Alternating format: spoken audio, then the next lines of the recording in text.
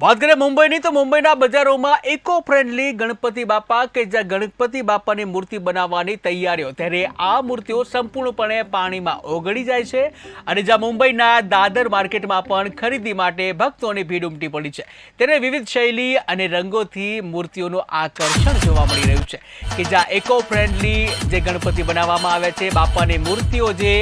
અવનવી જે કલરોમાં મૂર્તિ મળી રહી છે, ત્યારે આજથી દેશભરમાં ગણેશ ચતુર્થીનો પાવન પર્વ જે તૈયાર થયો છે, આ ઠેર ઠેર આ પાવન પર્વની ઉજવણી કરવામાં આવી રહી છે, ત્યારે મહારાષ્ટ્ર મુંબઈમાં એક વિશેષ આકર્ષણ હોય છે ગણપતિ બાપા મોરિયાને લઈને કે જ્યાં ગણપતિ બાપા મોરિયા સાથે જે લોકો પણ ઉમટી પડ્યા છે આ મૂર્તિ ખરીદવા માટે,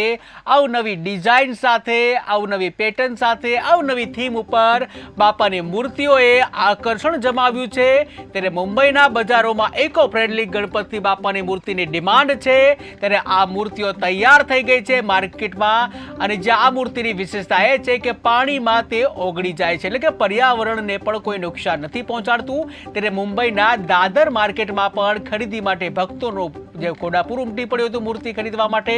વિવિધ શૈલી અને રંગોની જે મૂર્તિઓએ આકર્ષણ જમાવ્યું।